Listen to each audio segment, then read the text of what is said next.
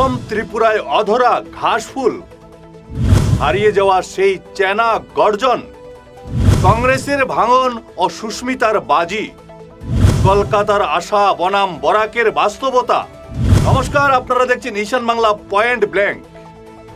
রাজনীতিতে সব হিসাব সব সময় মেলানো যায় না, বিশেষ করে যখন পরিস্থিতি আর সময়ের হাওয়া দ্রুত বদলে যেতে শুরু করে। তৃণমূল কংগ্রেসের সুপ্রিমো মমতা বন্দ্যোপাধ্যায় যখন বরাক উপত্যকার হেভিওয়েট নেত্রী সুস্মিতা দেবকে নিজের দলে টেনেছিলেন, তখন কলকাতার মূল লক্ষ্য কিন্তু কেবল রাজ্যসভার একটা আসন ছিল না। দিল্লির মসনদের পাশাপাশি অসম এবং ত্রিপুরার মতো উত্তর পূর্বের রাজ্যগুলোতে তৃণমূল কংগ্রেসের ভিত শক্ত করাই ছিল সুস্মিতার কাঁধে দেওয়া প্রধান দায়িত্ব। কিন্তু আজ কয়েক বছর পর পেছনের দিকে তাকালে দেখা যাচ্ছে সেই বড় আশার চাকা মাঝপথেই থমকে গেছে। অসমে ঘাসফুল শিবিরের শিকড় মজবুত করার সেই পরিকল্পনা যেমন সফল হয়নি, ঠিক তেমনি প্রতিবেশী রাজ্য ত্রিপুরাতেও দলের সাংগঠনিক অবস্থা আজ এক গভীর স্থবিরতার মুখে দাঁড়িয়ে। আজ আমরা কোনো ব্যক্তিগত আক্রমণ বা মানহানি না করে সম্পূর্ণ রাজনৈতিক বাস্তবতার নিরিখে বিশ্লেষণ করব এই বদলে যাওয়া সমীকরণকে। একসময় বরাক উপত্যকা তথা গোটা অসমের বিরোধী রাজনীতিতে সুস্মিতা দেব এবং কমলাক্ষ দেবপুরকাস্তের নাম ছিল প্রতিবাদের সমার্থক। বিধানসভার ভেতরে হোক কিংবা বাইরে, দিশপুরের যে কোনো ভুল সিদ্ধান্তের বিরুদ্ধে কমলাক্ষ দেবপুরকাস্ত যেভাবে গর্জে উঠতেন, যেভাবে সরকারকে নাস্তানাবুদ করতেন, তা ছিল দেখার মতো। আর ঠিক একইভাবে লোকসভা থেকে শুরু করে রাজপথ পর্যন্ত সুস্মিতা দেবের সেই ঝাঁঝালো তীক্ষ্ণ বিরোধী কণ্ঠস্বর বরাকবাসীর মনে এক বিরাট ভরসার জায়গা তৈরি করেছিল। সাধারণ মানুষ খুশি হতেন এই ভেবে যে তাদের অধিকারের কথা বলার জন্য অন্তত এই দুই তেজস্বী প্রতিনিধি মাঠে আছেন।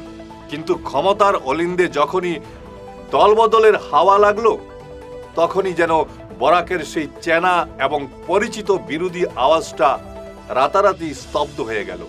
একজন শাসক দলের ভিড়ে মিশে গিয়ে নিজের চেনা গর্জন হারিয়েছেন, আর অন্যজন কলকাতার সাংগঠনিক বাধ্যবাধকতার চক্করে পড়ে নিজের চেনা জমিতে আজ এক ধরনের নীরবতা পালন করতে বাধ্য হচ্ছেন।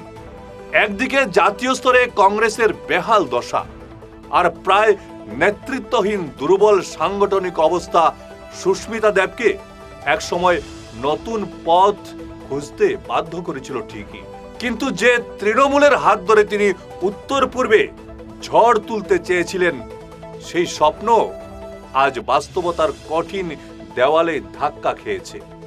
অসমের বাঙালি অধ্যুষিত বরাক উপত্যকায় সুস্মিতা দেবের ব্যক্তিগত জনপ্রিয়তা থাকা সত্ত্বেও তৃণমূল কংগ্রেসকে একটি শক্তিশালী আঞ্চলিক বিকল্প হিসাবে খাড়া করা সম্ভব হয়নি। অন্যদিকে ত্রিপুরাতেও বিপুল সম্ভাবনা থাকা সত্ত্বেও দলের সাংগঠনিক ভিত আজ তলানিতে এসে ঠেকেছে।